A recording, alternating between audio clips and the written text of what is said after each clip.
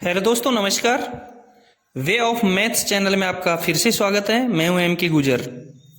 इस वीडियो में लेके आया हूं ईस्टर्न रेलवे, पूर्वी रेलवे में कंट्रोलर के सिलेक्शन के लिए लेवल 6 पे मैट्रिक 6 ऑपरेटिंग डिपार्टमेंट में कंट्रोलर के लिए जो पेपर हुआ था ऑपरेटिंग डिपार्टमेंट का, उसका पेपर डिवीजन आसनसोल है। इस पेपर में आप आसनसोल डिवीजन का ऑपरेटिंग डिपार्टमेंट का कंट्रोलर का पेपर देखेंगे। ये पेपर 9 सितंबर 2023 को हुआ था, ईस्ट रेलवे का आसनसोल डिवीजन का।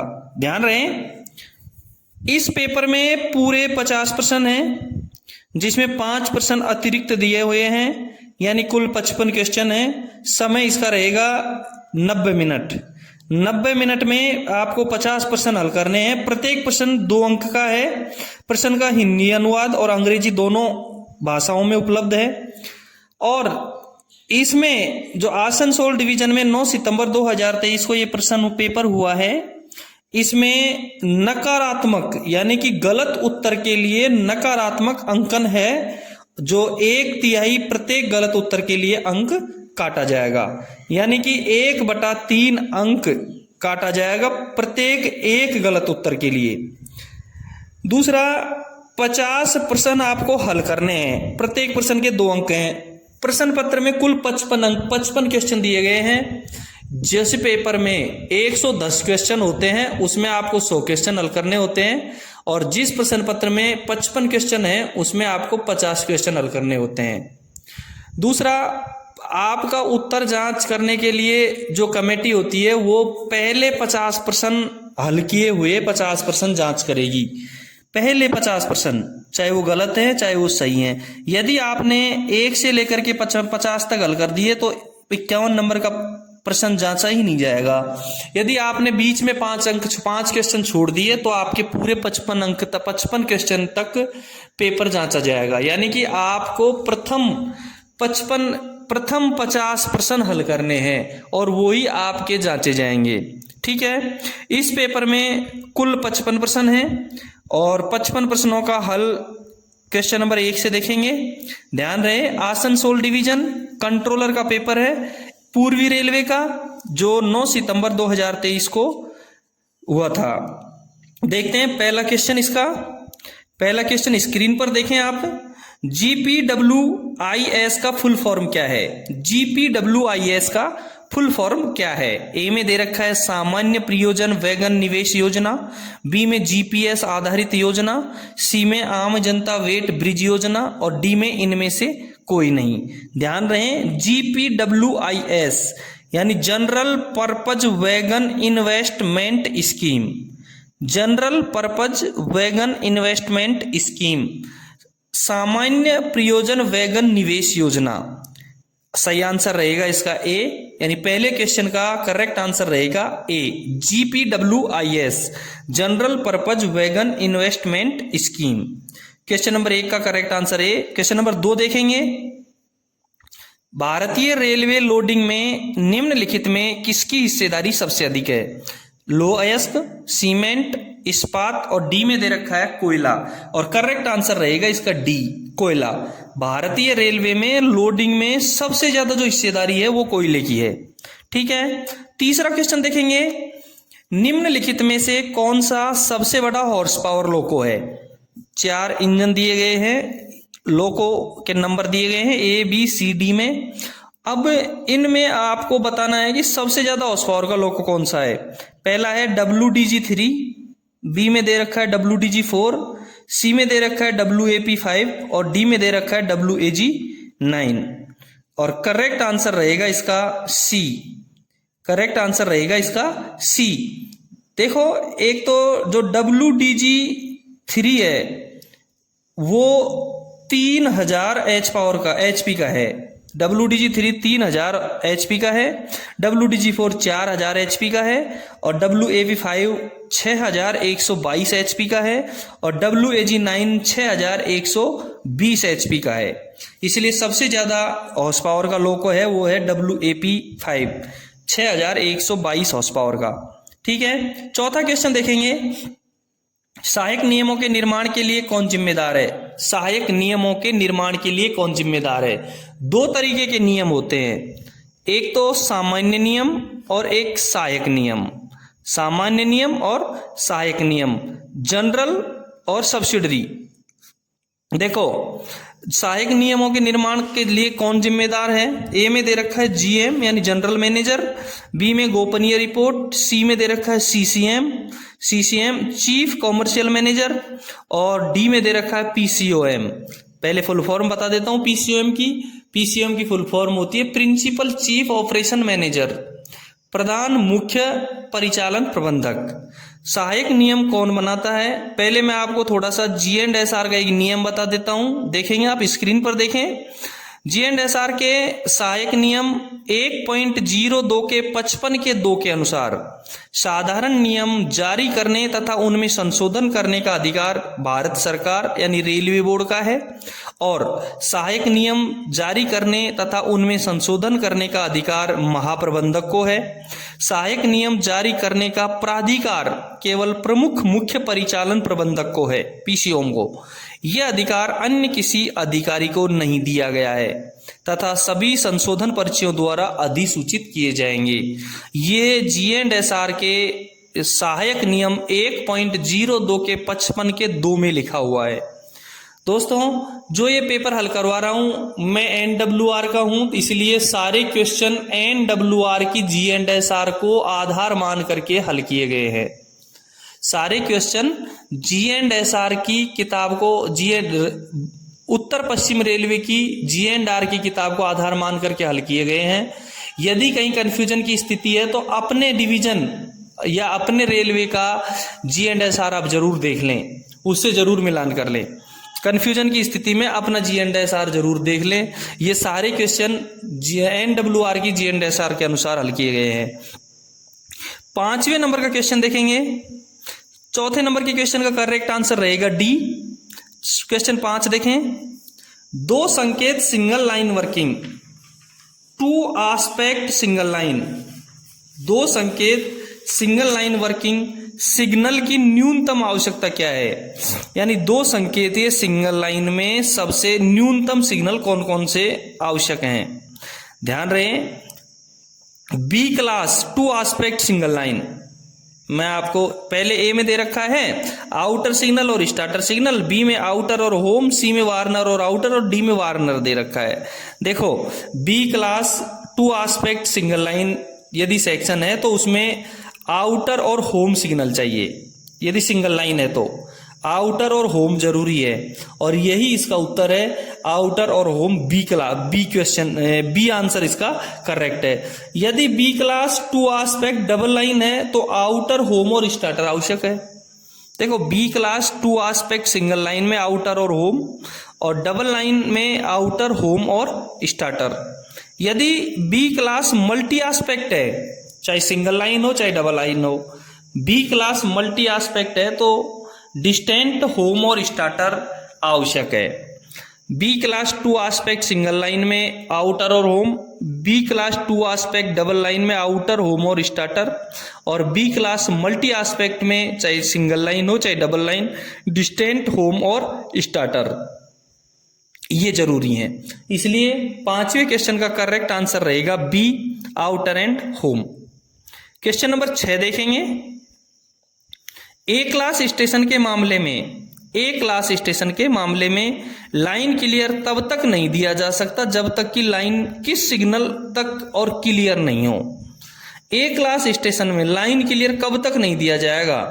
देखो, ए में दे रखा है होम सिग्नल, बी में दे रखा है स्टार्टर सिग्नल, सी में दे रखा है डिस्टेंट सिग्नल, और डी में दे रखा है एडवांस स्टार्टर सिग्नल। देखेंगे, ए क्लास स्टेशन पर गाड़ी को लाइन क्लियर तब तक नहीं दिया जा सकता जब तक कि वह लाइन जिस पर गाड़ी को लेना है, ध्यान से सुनेंगे, ए क्लास स्टेशन पर गाड़ी को लाइन क्लियर तब तक नहीं दिया जा सकता जब तक कि वह लाइन जिस पर गाड़ी को लेना है होम सिग्नल से 400 मीटर आगे तक या स्टार्टर सिग्नल तक साफ नहीं हो। कहां तक? होम सिग्नल से 400 मीटर आगे तक या स्टार्टर सिग्नल तक साफ नहीं हो। ठीक है, करेक्ट आंसर रहेगा इसका ए होम सिग्नल।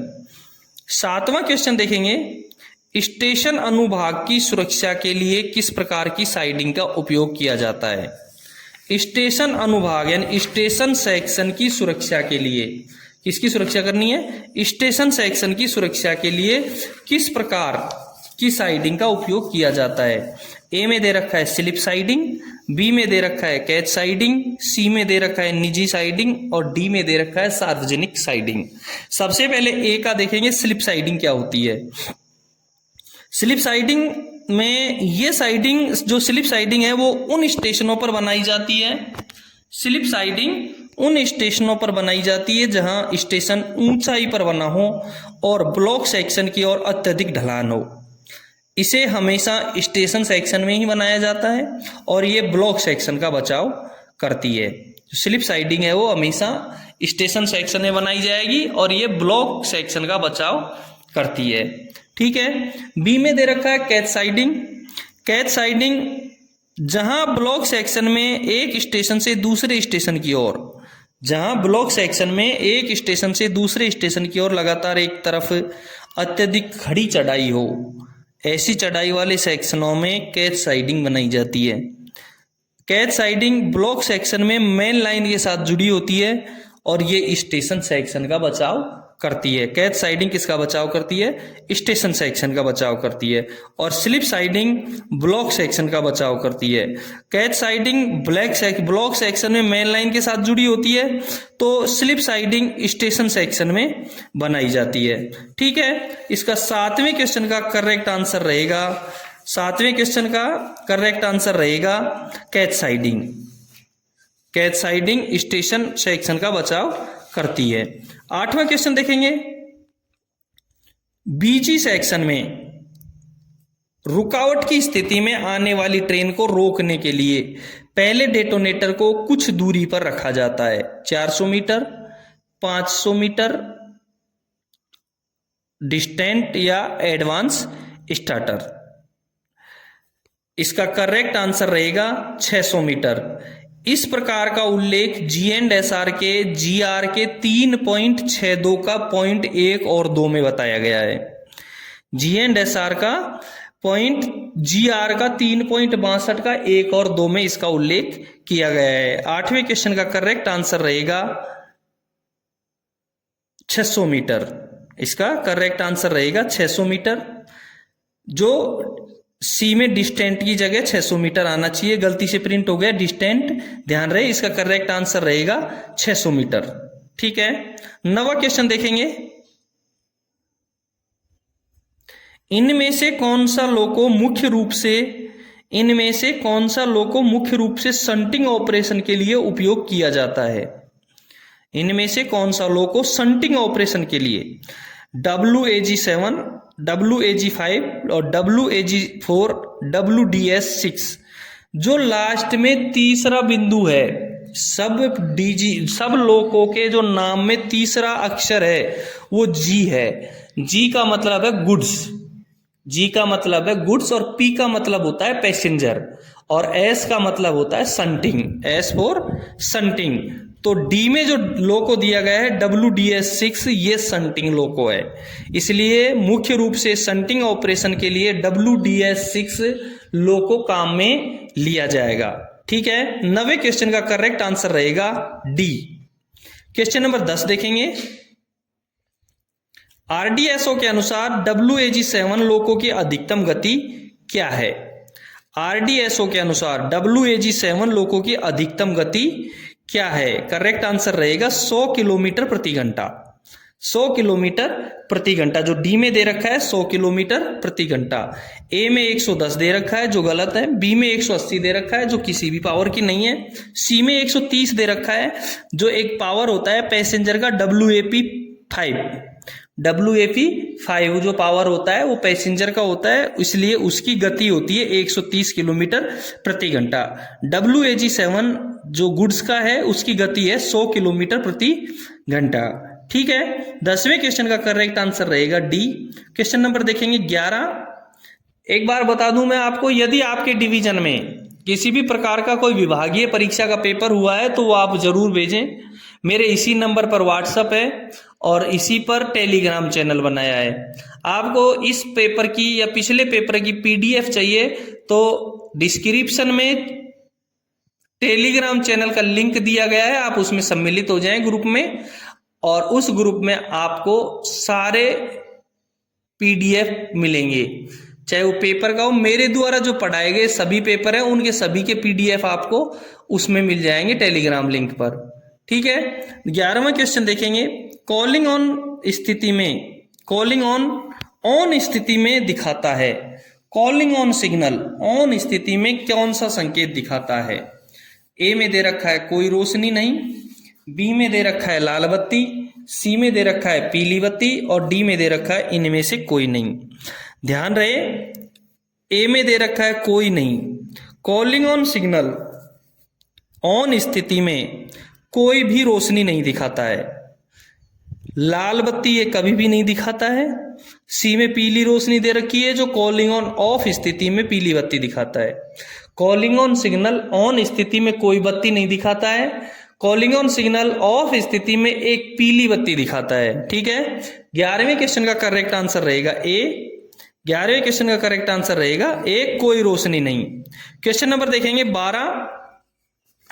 एक स्पष्ट बता दूं मैं आपको कि calling on signal last stop signal को छोड़कर किसी भी सिग्नल पर लगाया जा सकता है। कॉलिंग ऑन सिग्नल अंतिम प्रस्थान सिग्नल को छोड़ करके किसी भी सिग्नल के नीचे लगाया जा सकता है। इसे डिपार्चर सिग्नल पर लगाने के लिए पीसीओम की परमिशन लेनी पड़ती है। ध्यान रहे, यदि इसको किसी स्टार्टर सिग्नल के नीचे लगाया जाता है, ये रिसीव सिग्नल के नीचे तो किसी भी सिग्नल के नीचे लगाया जा सकता है। रिसीव सिग्नल एक ही सिग्नल होता है, होम सिग्नल। होम सिग्नल के लिए होम सिग्नल के नीचे इसको लगाया जा सकता है, लेकिन यदि किसी डिपार्चर सिग्नल के नीचे इसको लगाना पड़ेगा तो पीसीओम सर की अनुमति लेनी पड़ेगी। ठीक है, 12वां क्वेश्चन देखेंगे। मेमू का मतलब है, मेमू का मतलब है, ए में दे रखा है maximum electric motor unit, B में दे रखा है मोटर यूनिट के न्यूनतम उपकरण, सी में दे रखा है मेन इलेक्ट्रिक मल्टीपल यूनिट और डी में दे रखा है इनमें से कोई नहीं। मेमू का मतलब होता है main line electric multiple unit, main line electric multiple unit. इसी के साथ मैं आपको बता दूं एक डेमू और होती है, और डेमू का फुल फॉर्म होता है डीजल इलेक्ट्रिकल मल्टीपल यूनिट, और एक ईएमयू भी होता है। ईएमयू का फुल फॉर्म होता है इलेक्ट्रिक मल्टीपल यूनिट। मेमू का मतलब main line electric multiple unit, DEMU का मतलब डीजल इलेक्ट्रिकल मल्टीपल यूनिट, और एमयू का मतलब इलेक्ट्रिक मल्टीपल यूनिट। ठीक है, मेमू का करेक्ट आंसर रहेगा C, main line electric multiple unit. इसमें तो सी में भी ऐसा नहीं दिखाया गया है, बाकी इसका करेक्ट आंसर रहेगा main line electric multiple unit. 13वां क्वेश्चन देखेंगे। एब्सोल्यूट ब्लॉक सिस्टम के मामले में किस उपकरण का उपयोग ये सुनिश्चित करने के लिए किया जाता है कि ट्रेन का कोई भी हिस्सा ब्लॉक सेक्शन में नहीं छोड़ा गया है? एब्सोल्यूट ब्लॉक सिस्टम के मामले में किस उपकरण का उपयोग ये सुनिश्चित करने के लिए किया जाता है कि ट्रेन का कोई भी हिस्सा ब्लॉक सेक्शन में नहीं छोड़ा गया है? ए में दे रखा है सिग्नल, बी में दे रखा है ट्रैक सर्किट, सी में दे रखा है ब्लॉक इंस्ट्रूमेंट और डी में दे रखा है बीपीएसी। और करेक्ट आंसर रहेगा इसका डी, बीपीएसी। करेक्ट आंसर रहेगा इसका डी, बीपीएसी। बीपीएसी का फुल फॉर्म रहेगा block proving axle counter, block proving axle counter. BPAC का फुल फॉर्म रहेगा ब्लॉक प्रोविंग एक्सल काउंटर। ठीक है, 13वें क्वेश्चन का करेक्ट आंसर रहेगा डी। क्वेश्चन नंबर देखेंगे 14।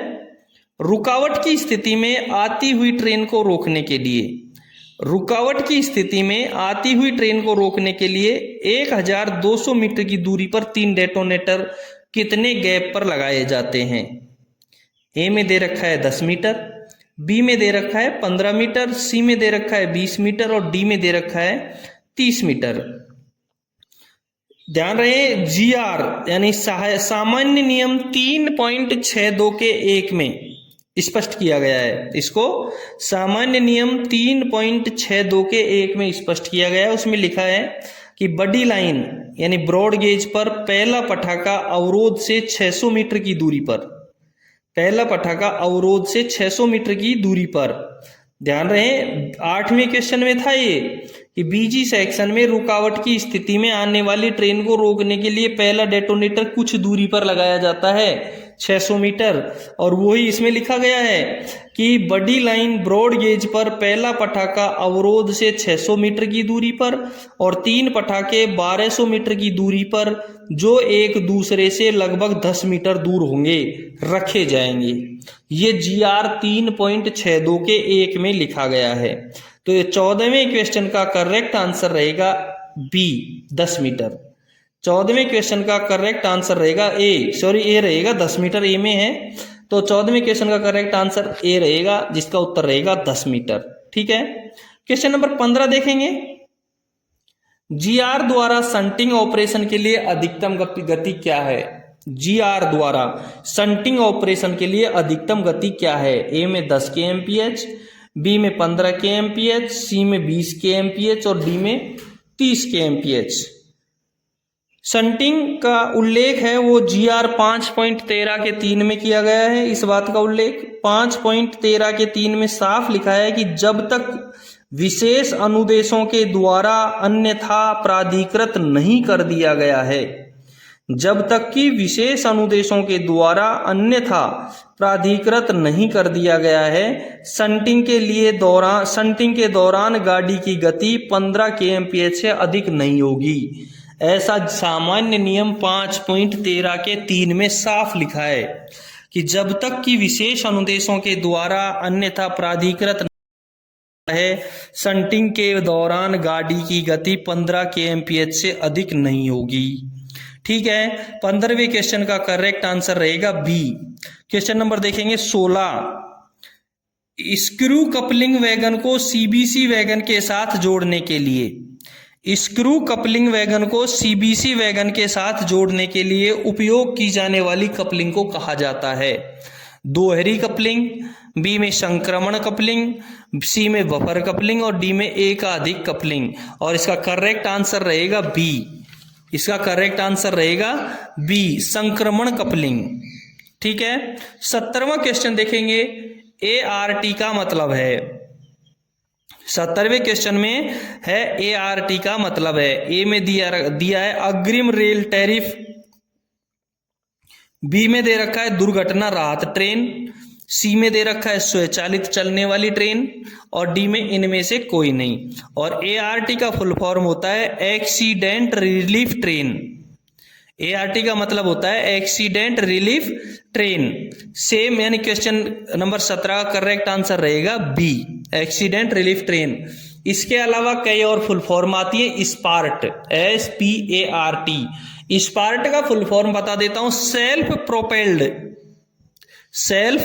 Propelled accident relief train. SPART का फुल फॉर्म होता है self propelled accident relief train.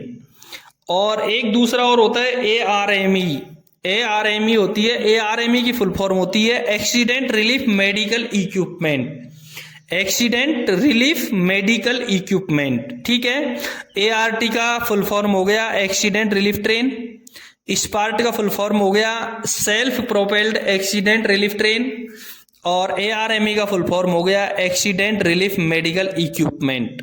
17वें question का करेक्ट आंसर हो गया बी। 18वां क्वेश्चन देखेंगे।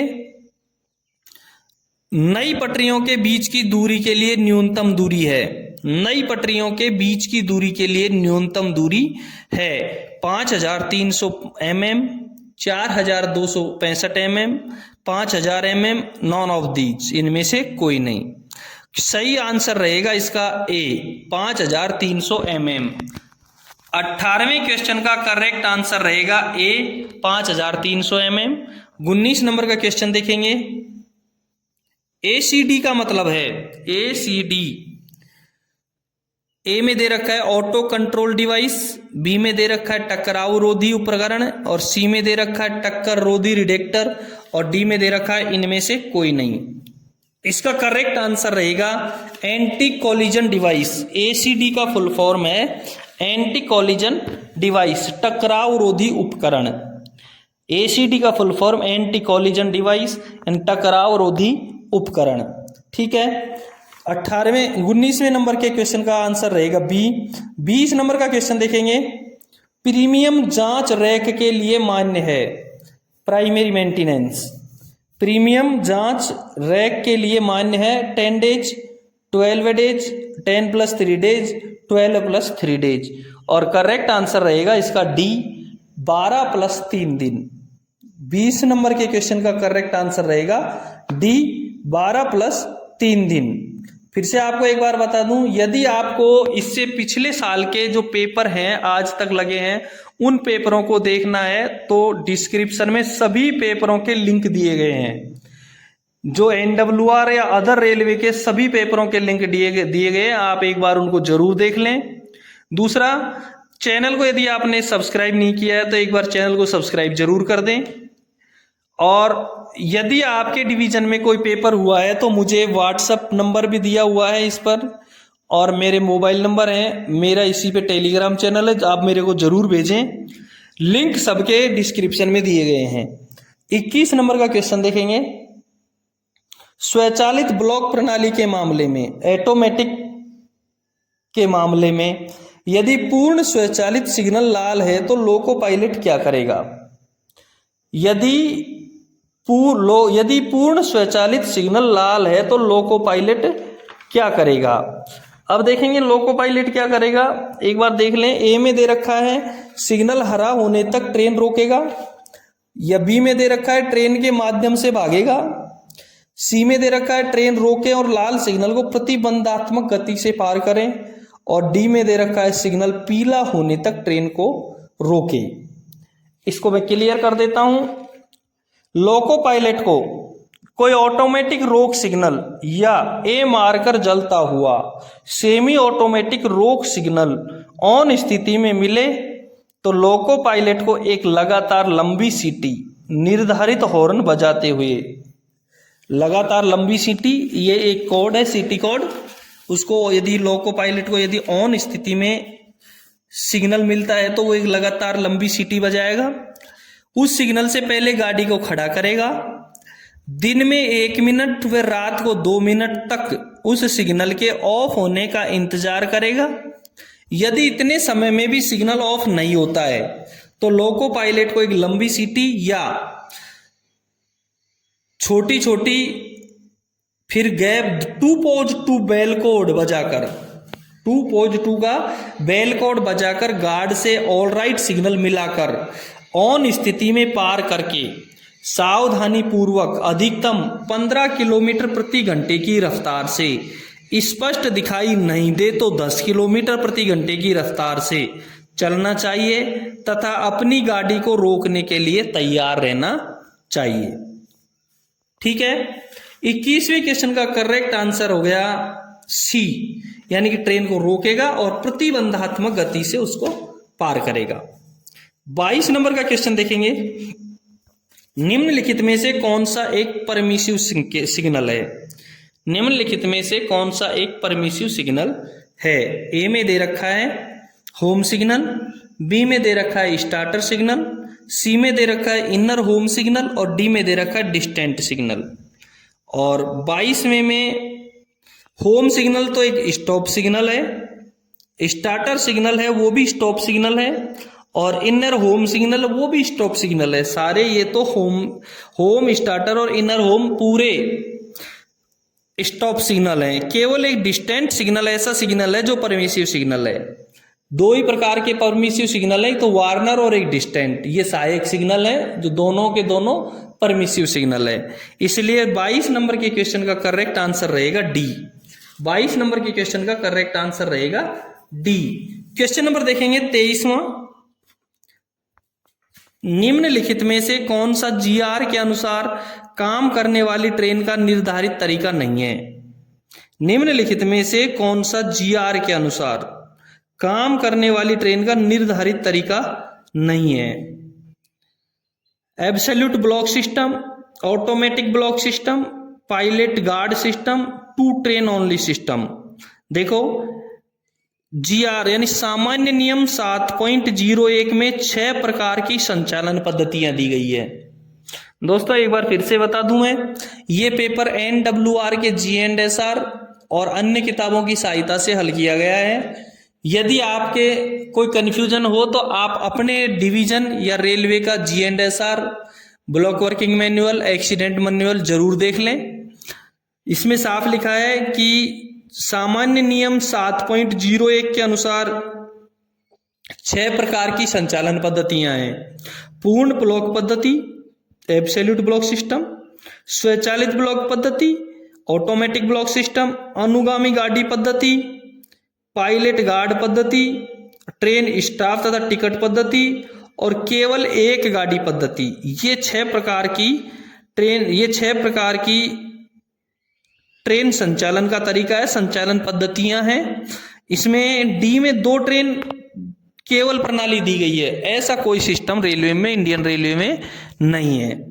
तो इसका करेक्ट आंसर रहेगा 23वें का डी। 24 नंबर का क्वेश्चन देखेंगे, क्रिस का फुल फॉर्म क्या है? CRIS का फुल फॉर्म क्या है? ए में दे रखा है रेल रोड जांच प्रणाली केंद्र, बी में दे रखा है रेलवे जांच प्रणाली केंद्र, सी में दे रखा है सूचना प्रणाली केंद्र रेलवे और डी में दे रखा है रेल मार्ग सूचना प्रणाली केंद्र। और क्रिस यानी CRIS का फुल फॉर्म हो गया centre for railway information system. Centre for railway information system, railway सूचना प्रणाली केंद्र।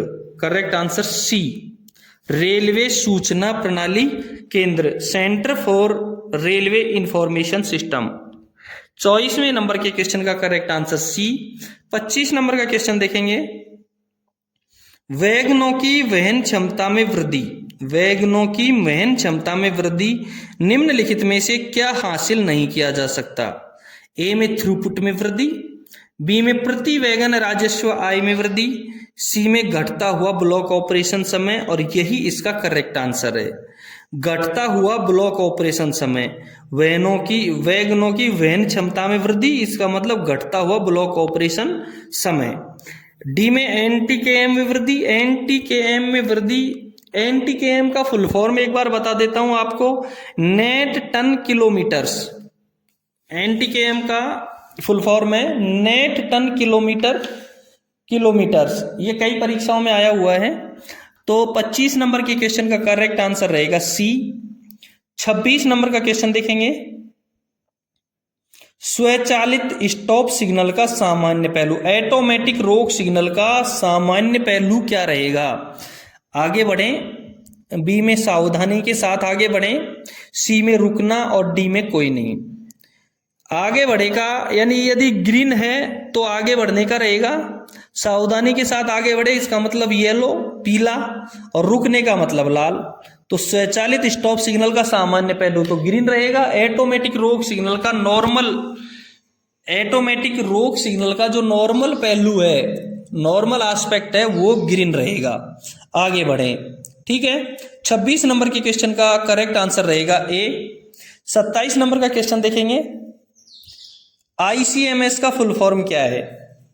ICMS का फुल फॉर्म ए में दे रखा है एकीकृत कोचिंग प्रबंधन प्रणाली, बी में अंतरराष्ट्रीय कोचिंग प्रबंधन प्रणाली, सी में इंटरमोडल कोचिंग प्रबंधन प्रणाली और डी में एकीकृत कैरिज प्रबंधन प्रणाली। करेक्ट आंसर रहेगा इसका ए, एकीकृत कोचिंग प्रबंधन प्रणाली। और ICMS का फुल फॉर्म रहेगा integrated coaching management system. Integrated coaching management system, ICMS का full form integrated coaching management system. मेरा उद्देश्य आपके पेपर को यहीं पर हल करवाने का है, इसलिए आप इसको यहाँ की यहीं ध्यान से देखें। वीडियो को एक बार नहीं, 2 बार नहीं, 3 बार देखें, जब तक समझ में नहीं आए जब तक इसको देखते नहीं। 28 नंबर के क्वेश्चन को देखेंगे एक बार। निम्नलिखित में से कौन सी GR के अनुसार ट्रेन के संचालन की एक निर्धारित विधि नहीं है? वही क्वेश्चन है जो क्वेश्चन नंबर 23 में था कि कौन सी विधि ट्रेन संचालन की विधि नहीं है। एक बार मैं आपको फिर से बता दूं, उत्तर पश्चिम रेलवे के G&SR की जो किताब है उसके GR 7.01 में 6 प्रकार की संचालन पद्धतियां दी गई हैं। पहली है पूर्ण ब्लॉक पद्धति, दूसरी स्वचालित ब्लॉक पद्धति, 3 नंबर पे दी गई है अनुगामी गाड़ी पद्धति, और 4 नंबर पे पायलट गार्ड पद्धति, 5 नंबर पे ट्रेन स्टाफ तथा टिकट पद्धति, और 6 नंबर में जो दी गई है वो है केवल एक गाड़ी पद्धति, केवल एक गाड़ी पद्धति। इसलिए 28 नंबर के क्वेश्चन का करेक्ट आंसर रहेगा डी, केवल 2 ट्रेन प्रणाली नहीं है, तो यही इसका आंसर है। ठीक है, 29 नंबर का क्वेश्चन देखेंगे एक बार। किसी सेक्शन को थ्रूपुट, उस सेक्शन पर परिवहन किए गए यातायात की कुल मात्रा, किसी सेक्शन का थ्रूपुट उस सेक्शन पर परिवहन किए गए यातायात की कुल मात्रा कौन सी होगी? ए में दे रखा है 1 दिन के लिए अनुभाग पर परिवहन किया गया, उसकी कुल मात्रा होगी, या 1 घंटे तक, या 1 माह तक। तो 1 दिन का थ्रूपुट 1 दिन का ही होता है। थ्रूपुट का मैं एक बार अभिप्राय बता देता हूं आपको। थ्रूपुट का अभिप्राय किसी खंड पर 24 घंटों में गुजरने वाले कुल ट्रैफिक की मात्रा से है। थ्रूपुट का अभिप्राय किसी खंड पर 24 घंटों में गुजरने वाले कुल ट्रैफिक की मात्रा से है। यातायात में यात्री तथा माल दोनों ही शामिल हैं, उसमें ट्रैफिक में यातायात भी है और मालगाड़ी का माल भी है, दोनों ही उसमें शामिल हैं। इसलिए 29वें क्वेश्चन का करेक्ट आंसर रहेगा ए, 1 दिन के लिए अनुभाग पर परिवहन किया गया। ठीक है, 30 नंबर का क्वेश्चन देखेंगे। किसी ट्रेन को क्रैंक ट्रेन कहने के लिए निम्नलिखित में से कौन सा पैरामीटर, क्रैंक ट्रेन किसे कहेंगे? किसी ट्रेन को क्रैंक ट्रेन किसे कहेंगे? ए में दे रखा है ट्रेन के सेक्शन के बीच में दरारें पड़ जाती हैं। बी में दे रखा है वैगन ब्लॉक सेक्शन में भाग लेते हैं। सी में दे रखा है एक या अधिक क्रू बदलने वाले बिंदुओं को दरकिनार कर दिया जाता है। और डी में दे रखा है मानसिक रूप से क्रैंक क्रू ट्रेन चलाता है। क्रैंक ट्रेन वो होती है जिसमें एक या अधिक क्रू बदलवाने वाले बिंदुओं को दरकिनार कर दिया जाता है, कंटिन्यू चला दिया जाता है। कहीं भी क्रू चेंज होगा उस पॉइंट को दरकिनार कर दिया जाएगा, उस ट्रेन को क्रैंक ट्रेन कहेंगे। इसलिए 30 नंबर के क्वेश्चन का करेक्ट आंसर रहेगा सी। दोस्तों, आसनसोल डिवीजन में 9 सितंबर 2023 को कंट्रोलर के लिए जो पेपर हुआ था उसका क्वेश्चन नंबर 1 से लेकर के 30 तक हल करवा दिया है। 31 नंबर के क्वेश्चन से आगे के जो प्रश्न हैं वो अगले पेपर में हल करवाएंगे, यानी अगले वीडियो में हल करवाएंगे। यदि आपने चैनल सब्सक्राइब किया है, नहीं किया है, तो एक बार सब्सक्राइब जरूर कर दें। यदि आपको इसमें कोई दिक्कत है तो एक बार कमेंट्स बॉक्स में जरूर कमेंट करें। पूरे प्रश्न पत्र और वीडियो देखने के लिए आप डिस्क्रिप्शन में जरूर जाएं। अगले फिर मिलते हैं अगले वीडियो में इसके शेष भाग को लेकर के। धन्यवाद।